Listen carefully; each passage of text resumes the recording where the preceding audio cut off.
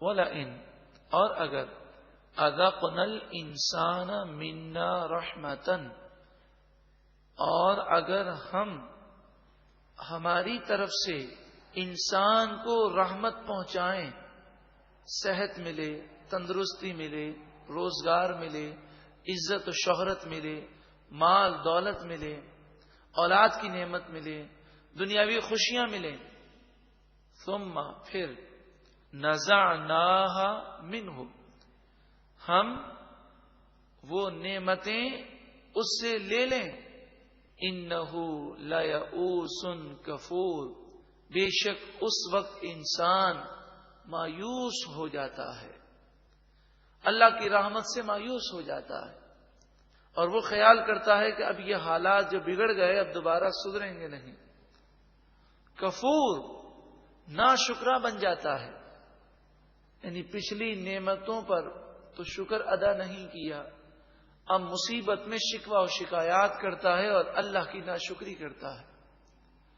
وَلَئِنْ أَذَقْنَاهُ نَعْمَاءَ بَعْدَ ضَرَّاءَ مَسَّتْهُ اور اگر ہم وہ مصیبت جو اسے پہنچی اس کے بعد نعمتوں کی بارش اس پر پھر فرمائیں، جو مصیبت اس پر پہنچی وہ مصیبت دور کر دیں اور ہم اپنی نعمت اس پر نازل کریں، لَيَقُولَنَّ ضرور بضرور وہ کہے گا ذَهَبَ السَّيِّئَاتُ عَنِّي مجھ سے تکالیف دور ہو گئیں، إِنَّهُ لَفَرِحٌ بے شک وہ ضرور خوشی منانے والا ہے، فخور بڑائی مارنے والا ہے، یعنی اس وقت کہ جب اس پر مصیبت دور ہو جاتی ہے تو وہ خوش ہو جاتا ہے اور کہتا ہے مصیبتیں دور ہو گئیں۔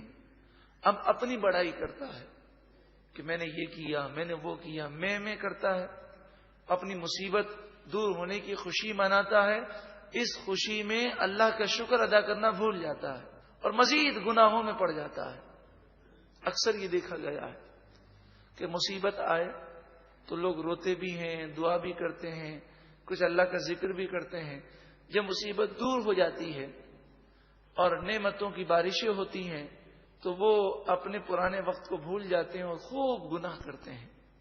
بلکہ لوگ نعوذ باللہ من ذالک یہ کہتے ہیں، یہ جملہ اکثر سنا ہوگا کہ اگر شادی بیاہ کے موقع پر ناجائز رسومات کریں، گناہ کریں، ناچ گانا کریں اور انہیں سمجھائیں کہ یہ آپ خوشی کے موقع پر اللہ کی نافرمانیاں کیوں کر رہے ہیں، تو کہتے ہیں میاں خوشی کا موقع ہے، اس میں تو سب چلتا ہے، نعوذ باللہ من ذالک۔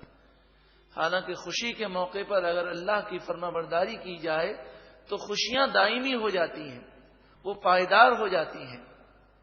الا الذین صبروا مگر سارے لوگ ایسے نہیں ہیں، وہ لوگ جنہوں نے صبر کیا، وعملوا الصالحات اور انہوں نے اچھے عمل کیے، وہ ایسے نہیں ہیں۔ جب خوشیاں آتی ہیں تو اللہ کے اور فرما بردار بن جاتے ہیں اور شکر کرتے ہیں، اور مصیبتیں آتی ہیں تو خوب اللہ کو یاد کرتے ہیں اور صبر کرتے ہیں، شکوہ شکایات اور ناشکری نہیں کرتے۔ اولئک لہم مغفرۃ واجر کبیر یہی وہ لوگ ہیں جن کے لیے مغفرتیں ہیں، جن کے لیے بخشش ہے اور بڑا اجر ہے۔ اللہ تعالی ہمیں بھی ایسے نیک لوگوں میں شامل فرمائے اور ہمیں مصیبت کے وقت صبر کرنے اور نعمتوں کے وقت شکر کرنے کی توفیق عطا فرمائے۔ فَلَعَلَّكَ تَارِكٌ بَعْدَ مَا يُوحَىٰ إِلَيْكَ وَضَائِقٌ بِهِ صَدْرُكَ أَن يَقُولُوا لَوْلَا أُنزِلَ عَلَيْهِ كَنزٌ أَوْ جَاءَ مَعَهُ مَلَكٌ۔ ارشاد فرمایا کافر یہ کہتے ہیں ان پر کوئی خزانہ کیوں نازل نہ کیا گیا، ان کے ساتھ کوئی فرشتہ کیوں نہ آیا۔ کافروں کی یہ باتیں نہ تو آپ کے دل کو تنگ کر سکتی ہیں، چھوٹا کر سکتی ہیں، اور نہ ہی ان باتوں کی وجہ سے آپ وحی کا کچھ حصہ چھوڑ سکتے ہیں۔ یہ اس آیت کریمہ کا مفہوم ہے. اب ترجمہ سماعت کیجیے. فَلَعَلَّكَ پس آپ تارکن نہیں چھوڑ سکتے بعد ما یوحا الیک وہ وحی جو آپ کی طرف کی گئی اس میں سے کچھ بھی حصہ. وَضَائِقٌ بِهِ صَدْرُكَ اور نہ ہی آپ کا سینہ اس سے تنگ ہوگا. ان یقولوا اس پر کہ کافر کہتے ہیں لولا انزل علیہ کنز کیوں ان پر کوئی خزانہ نازل نہ کیا گیا. او جاء معه ملک یا کیوں ان کے ساتھ کوئی فرشتہ نہ آیا. کافروں میں سے عبداللہ بن امیہ مخزومی نے یہ بات کہا کہ اگر یہ سچے نبی ہیں تو ان پر آسمان سے خزانے نازل کیوں نہ کیے گئے, یا کوئی فرشتہ ان کے ساتھ کیوں نہیں ہے جو ہمیں بتائے کہ یہ اللہ کے سچے نبی ہیں. اس آیت کریمہ میں کافروں کو یہ بتایا جا رہا ہے کہ تم اس قسم کے جتنے اعتراضات کر لو اور جتنی کوشش کر لو ہمارے محبوب کریم صلی اللہ علیہ وآلہ وسلم تنگ دل نہیں ہوں گے. آپ اس دین اسلام کی تبلیغ کو نہیں چھوڑیں گے. کافروں کو مایوس کر دیا گیا کہ وہ جتنی کوشش کر لیں ہمارے محبوب کریم صلی اللہ علیہ وآلہ وسلم اس اسلام کی دعوت کو عام کریں گے اور ان کی باتوں کی انہیں کوئی پرواہ نہیں ہے. انما انت نذیر اے محبوب آپ تو صرف ڈر سنانے والے ہیں, لہذا ان کی ایمان نہ لانے پر آپ رنجیدہ نہ ہوں. واللہ علی کل شیء وکیل اور ہر چیز پر محافظ اللہ ہے. ام یقولون افتراہ یہ وہ کافر کہتے ہیں نبی کریم صلی اللہ علیہ وسلم نے اس قرآن کو خود بنا لیا. قل اے محبوب آپ فرمائیے فَأْتُوا بِعَشْرِ سُوَرٍ مِثْلِهِ مُفْتَرَيَاتٍ اگر یہ قرآن میں نے بنایا ہے اور تمہارا یہ دعویٰ ہے کہ اس قرآن کو کسی بشر نے بنایا ہے تو تم اپنی طرف سے بنائی ہوئی اس کے مثل 10 صورتیں لے آؤ. اس آیت کریمہ میں 10 صورتوں کا چیلنج ہے. بعض مقامات پر پورے قرآن کا چیلنج ہے. مفسرین نے اس کی ترتیب اس طرح فرمائی کہ پہلے پورے قرآن کا چیلنج کیا گیا, وہ پورا نہ کر سکے پھر 10 صورتوں کا چیلنج کیا گیا, وہ پورا نہ کر سکے پھر ایک صورت کا چیلنج کیا گیا, وہ پورا نہ کر سکے پھر ایک آیت کا چیلنج کیا گیا, وہ پورا نہ کر سکے اور آج 1400 سال گزر گئے. اب تک اور قیامت تک کوئی بھی قرآن کی مثل ایک آیت بھی نہیں بنا سکتا. یہ قرآن کا چیلنج ہے. کافر کتنے اسلام کے دشمن ہیں, اگر ان کے بس میں ہوتا تو وہ قرآن کی نقل بنا لیتے, لیکن ان کے بس میں نہیں کہ وہ قرآن کی نقل بنا سکیں, کیونکہ قرآن تو اللہ کا کلام ہے. اللہ کی پیدا کی ہوئی مخلوق کی وہ نقل نہیں بنا سکتے. تو اللہ کے کلام جو کہ مخلوق نہیں صفت ہے, تو جس طرح اس کی ذات قدیم ہے اس کی صفات بھی قدیم ہے, تو جب مخلوق کی نقل وہ نہیں کر سکتے تو اللہ کے کلام کی نقل کیسے کریں گے؟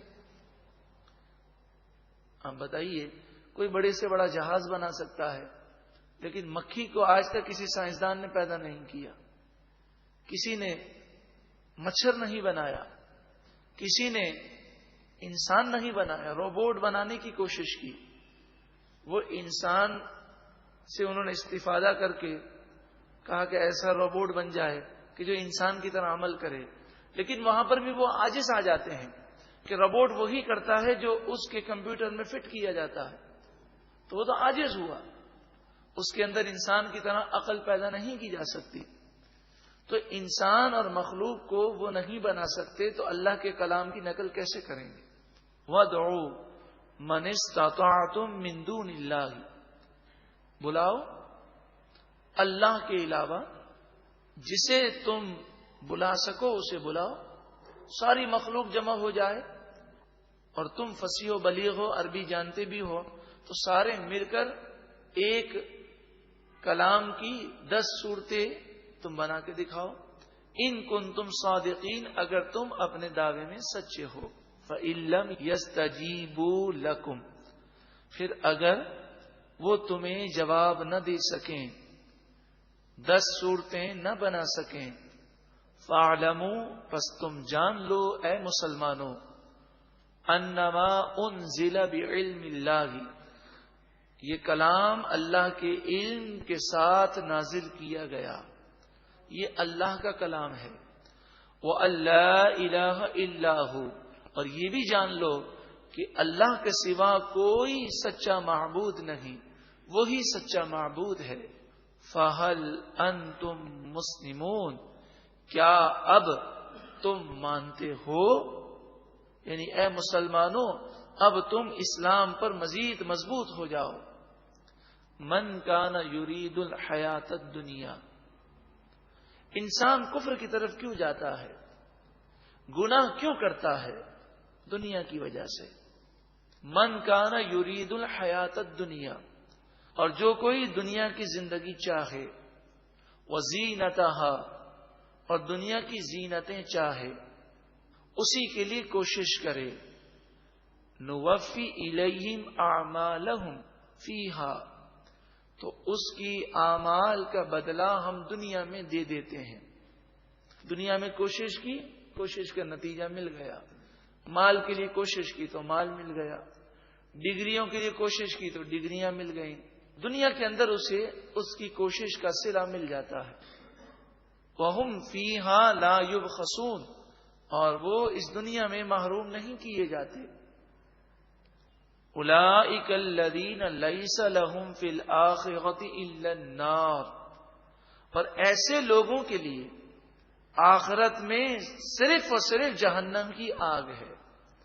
دنیا کی حقیر دولت انہوں نے پائی اور ہمیشہ کے لیے جہنم میں رہنا قبول کیا۔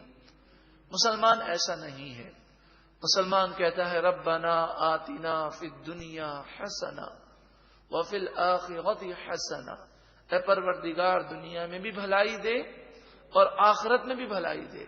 اصل تو کامیابی یہی ہے، صرف دنیا کی کامیابی کوئی حیثیت نہیں رکھتی، اصل تو یہ ہے کہ قبر و آخرت میں انسان کامیاب ہو تو دنیا کی نعمتیں اس کے لیے واقعی نعمتیں ہیں۔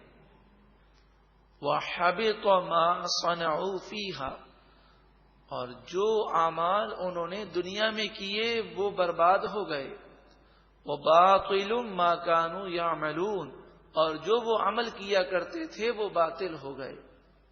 بعض مفسرین نے فرمایا کہ اس سے مراد منافقین بھی ہیں، کہ منافقین دل سے حضور پر ایمان وہ لے کر نہ آئے، لیکن انہوں نے نمازیں پڑھی، انہوں نے روزے رکھے، تہجد بھی ادا کی، منافقوں نے قرآن کی تلاوتیں بھی کی، منافقوں نے جہاد میں حصہ بھی لیا، حالانکہ یہ نبی اکرم صلی اللہ علیہ وآلہ وسلم کے بے ادب اور گستاخ تھے۔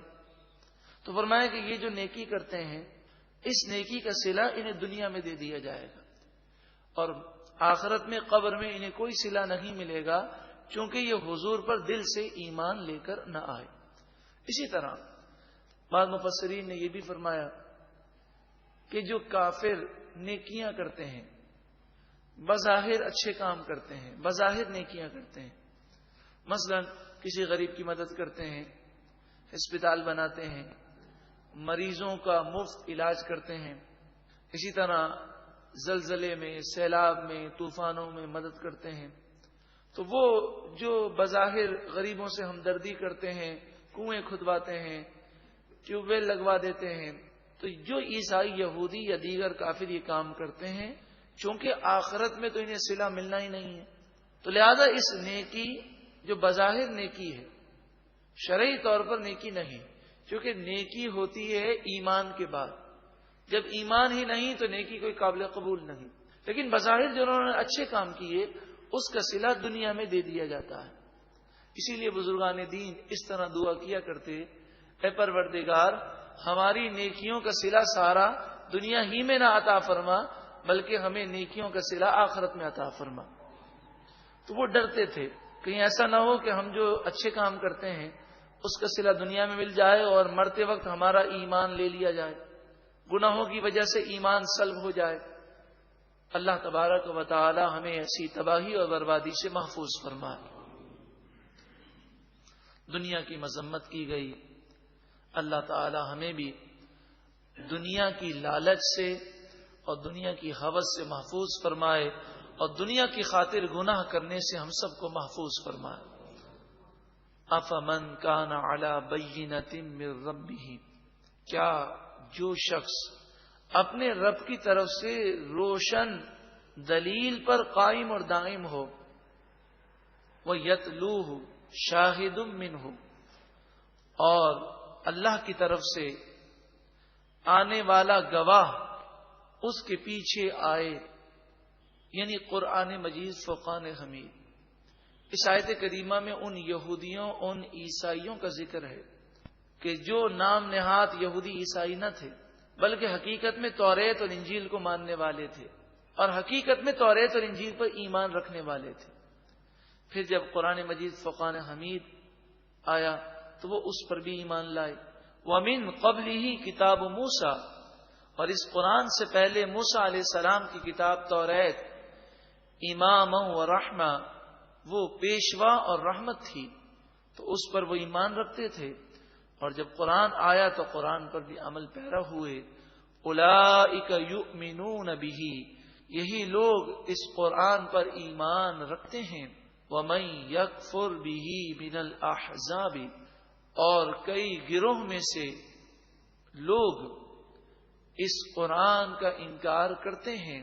فالنار موعدہ، پس ایسے لوگوں سے جہنم کا وعدہ ہے۔ جو قرآن کا انکار کرے گا اس کے لیے جہنم ہے۔ فلا تک فی مریۃ منہ، پس تم اس کے بارے میں کسی شک میں مبتلا نہ ہونا۔ انہ الحق من ربک، بے شک یہ قرآن تمہارے رب کی طرف سے سچا ہے۔ ولکن اکثر الناس لا یؤمنون، لیکن اکثر لوگ ایمان نہیں لائیں گے۔ ومن اظلم ممن افترى علی اللہ کذبا، اس سے بڑھ کر ظالم کون کہ جو اللہ پر جھوٹ باندھے۔ سب سے بڑا وہ ظالم ہے جو اللہ پر جھوٹ باندھتا ہے اور شرک کرتا ہے، غیر اللہ کی پوجا کرتا ہے، بتوں کی پوجا کرتا ہے، یا وہ یہ کہتا ہے کہ اللہ کی اولاد ہے۔ اس طرح کی باتیں کہنے والا اللہ پر جھوٹ باندھنے والا اور سب سے بڑا ظالم ہے۔ اولئک یعرضون علی ربہم، یہی وہ لوگ ہیں جو اپنے رب کے سامنے پیش کیے جائیں گے۔ وَيَقُولُ الْأَشْهَادُ، اور گواہی دیں گے۔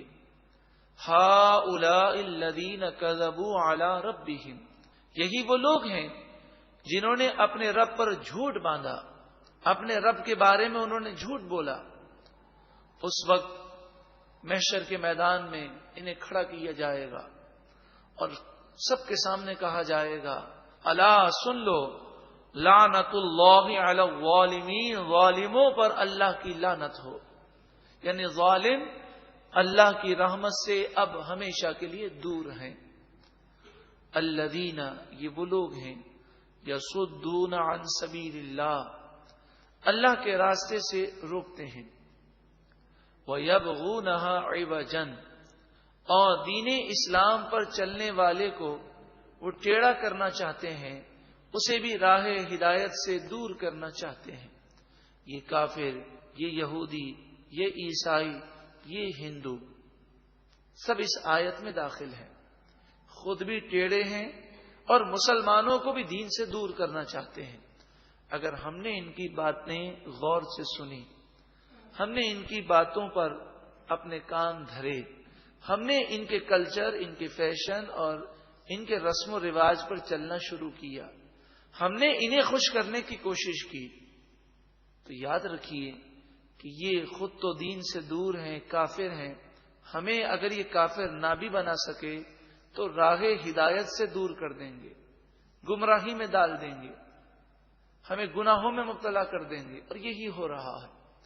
آج جب ہم میڈیا کی بات کرتے ہیں تو لوگ جب میڈیا دیکھتے ہیں، ٹی وی دیکھتے ہیں، وی سی آر دیکھتے ہیں، ڈش اینٹینا کے ذریعے دنیا سے کنیکٹ ہوتے ہیں، تو ان پر میڈیا جو وار ہے، یعنی میڈیا کے ذریعے مسلمانوں کے خلاف جو نظریاتی جنگ کی جا رہی ہے، مسلمانوں کے نظریات اور ان کے عقائد جو خراب کرنے کی کوشش کی جا رہی ہے، خصوصاً مسلمانوں کو گناہوں کی طرف ڈالنا اور گناہوں کی نفرت مسلمانوں کے دلوں میں باقی نہ رہے، تو مسلمان جب وہاں سے کنیکٹ ہوتا ہے اور ان مناظر کو دیکھتا ہے تو دیکھ کر ایک وقت وہ آتا ہے کہ اس کے دل سے ان کاموں کی نفرت دور ہو جاتی ہے۔ پھر ایک وقت وہ آتا ہے کہ پھر وہ بھی ان گناہوں میں مبتلا ہونے لگتا ہے۔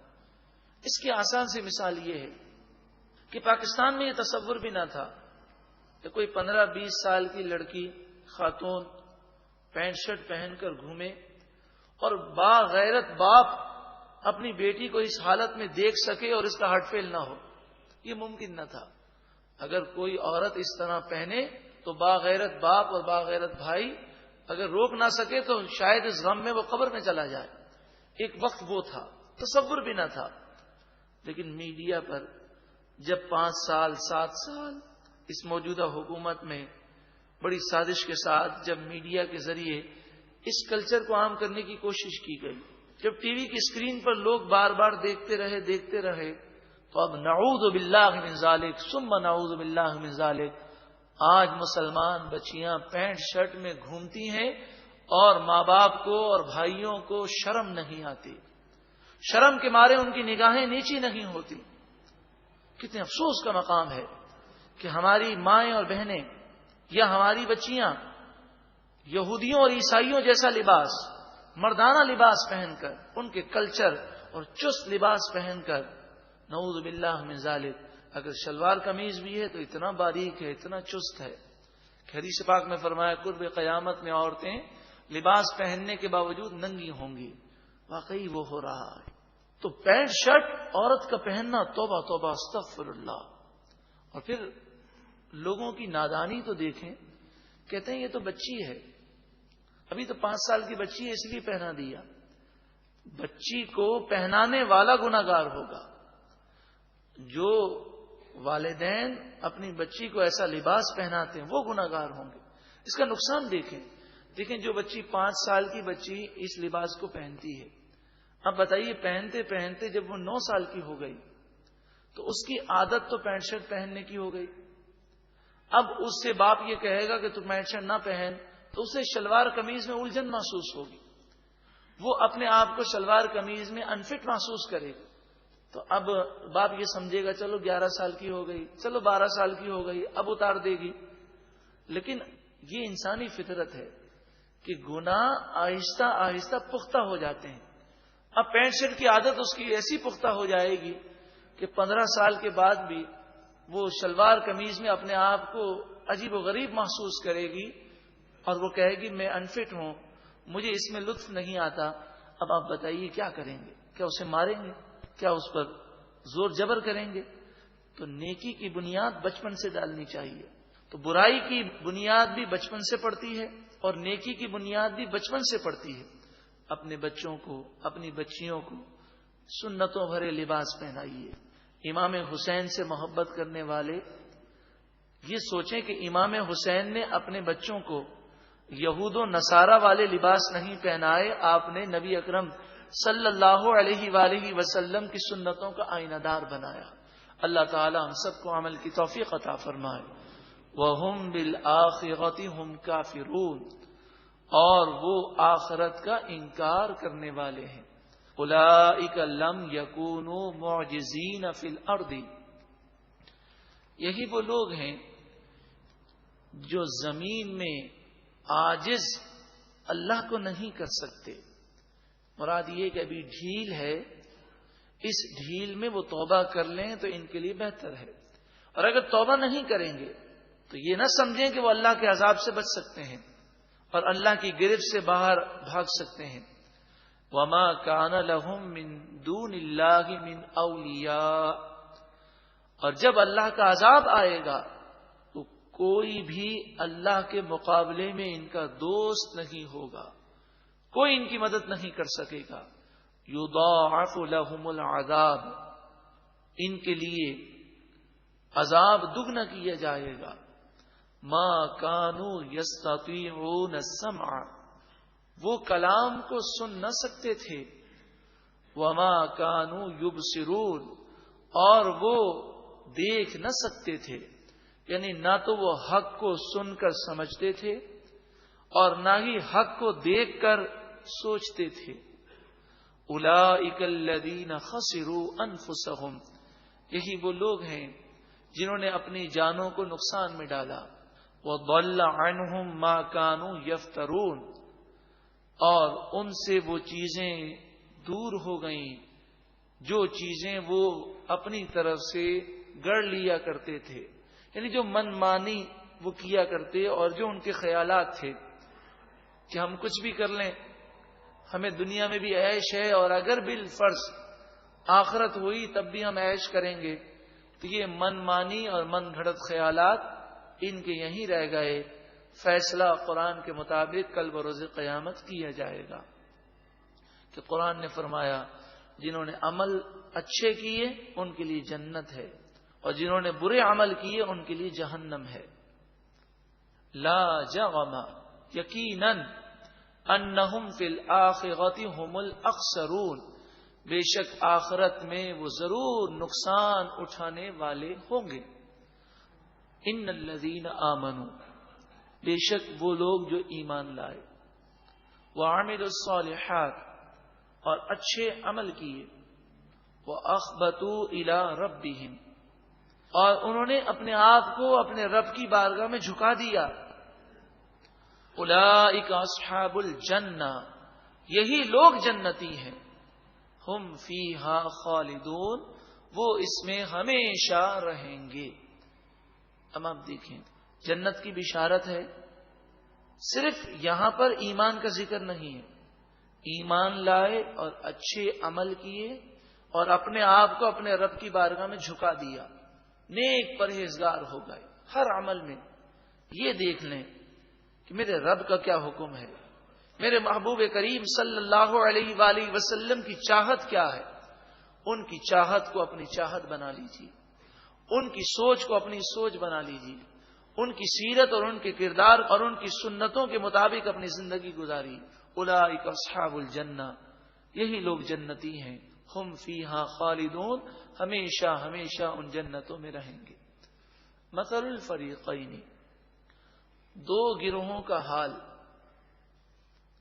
یعنی مسلمان اور کافر، نیک اور بد کا حال، کل اعمی والاصم والبصیر والسمیع، جیسے اندھا اور بہرا، آنکھوں والا اور کان والا۔ جس کو اللہ تعالی نے آنکھیں دیں وہ اور جو نابینا ہے دونوں برابر نہیں، اسی طرح جو بہرا ہے وہ اور جو کان کی نعمت سے منور ہے وہ برابر نہیں۔ تو مراد یہ ہے کہ کافر اور مومن برابر نہیں ہے، نیک اور بد برابر نہیں ہے۔ هل یستویان مثلا، کیا دونوں کا حال برابر ہے؟ ہرگز نہیں۔ عقل مند، دانا اور سمجھدار وہی ہے جس نے آنکھوں سے دیکھا اور عبرت حاصل کی، کان سے سنا اور سبق حاصل کیا اور اسلام کے مطابق زندگی گزاری۔ افلا تذکرون، کیا تم نصیحت حاصل نہیں کرتے؟ دوسرا رکوع جو ہم نے سماعت کیا اس میں جو درس دیا گیا اس کا خلاصہ یہ ہے کہ انسان اپنی زندگی اللہ اور اس کے رسول کی فرما برداری میں گزارے اور یہ نہ دیکھے لوگ کیا کر رہے ہیں، لوگ کیا کہہ رہے ہیں، بلکہ یہ دیکھے کہ میرے رب کا کیا حکم ہے۔ اللہ تعالی ہم سب کو قرآن اور حدیث کے مطابق، بزرگان دین کے اقوال کے مطابق، ان کی سیرت، ان کے کردار کے مطابق زندگی گزارنے کی توفیق عطا فرمائے۔ وَلَئِن، اور اگر أَذَقْنَا الْإِنسَانَ مِنَّا رَحْمَةً، اور اگر ہم ہماری طرف سے